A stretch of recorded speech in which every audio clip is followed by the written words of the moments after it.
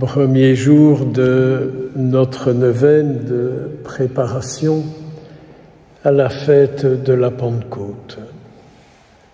Je nous propose d'offrir l'Eucharistie chaque jour à cette même intention, de célébrer chaque jour la messe en l'honneur du Saint-Esprit que Jésus veut nous envoyer.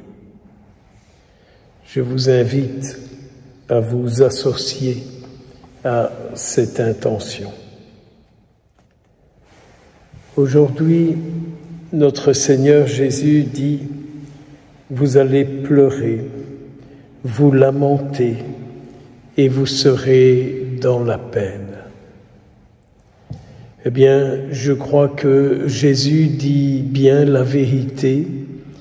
Il voit aujourd'hui ce que nous vivons de peine et de tristesse dans la réalité de notre monde d'aujourd'hui. Vous, moi, ceux qui nous écouteront ou qui regarderont la vidéo seront d'accord avec nous. Nous sommes dans la peine de voir ce monde qui a oublié Jésus.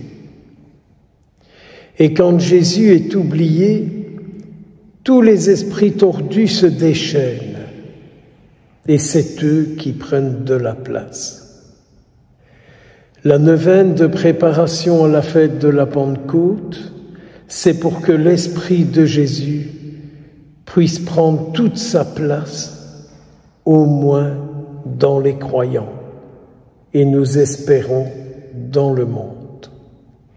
Car tant que l'Esprit de Jésus n'aura pas repris sa place, c'est tous les autres esprits qui prennent la place, qui parlent, qui agissent et qui produisent plein de choses qui n'ont rien à voir avec ce Dieu que nous disons Père, que nous disons Tout-Puissant, que nous affirmons Créateur du ciel et de la terre. Oui, je suis dans la peine, je suis dans la tristesse, parce que je vois que ce soit en moi et autour de moi tous les esprits mauvais qui peuvent agir et détruire. Notre Seigneur le dit, mais je vous reverrai, dit aussi Jésus.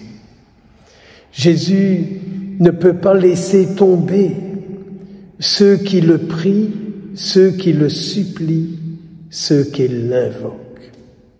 N'oublions jamais ça. Parce que Jésus nous met dans une autre communion que celle de l'esprit du monde, même si nous découvrons en nous qu'il y a encore beaucoup d'esprits tordus, d'esprits qui ne viennent pas de lui. Mais il nous place dans une autre communion. Jésus nous crée avec d'autres liens que les liens qui nous détruisent. Priez Jésus, invoquez son esprit, et vous verrez qu'il vous mettra en lien avec des esprits qui ne vous détruisent pas, mais qui vous construisent. Et c'est alors que je peux comme ça arriver sur ce passage des Actes des Apôtres que nous venons d'entendre. Paul n'a pas facile. Paul reçoit sans cesse des contrariétés. Il est jugé, il est mal vu, il n'est pas compris.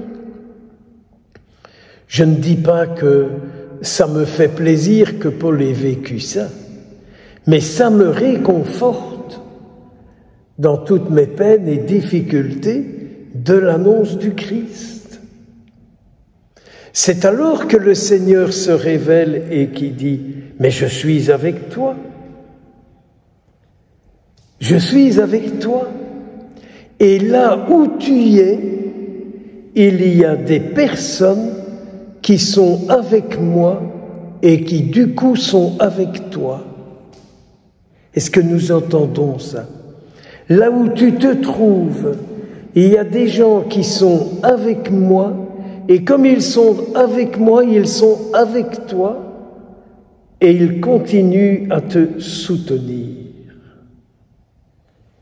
ils ne te laisseront pas tomber dans ta lutte pour m'annoncer et pour me faire connaître. Mes frères et mes sœurs, apprenons à écouter la parole du Seigneur, à la méditer et à la vivre, et nous comprendrons alors ce que notre vie a d'unique. Préparons-nous encore une fois à accueillir l'Esprit que Jésus veut nous envoyer, qu'il le répande en surabondance sur chacun de nous et sur tous ceux que nous portons en nos cœurs. Demandons-lui la grâce de ne pas nous attacher à ce qui nous dérange, parce que ça, c'est la destruction. Mais demandons-lui la grâce de nous attacher à lui et à lui seul. Invoquons la Sainte Vierge.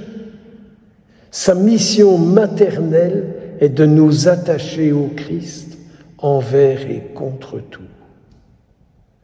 Beaucoup de bénédictions. Amen.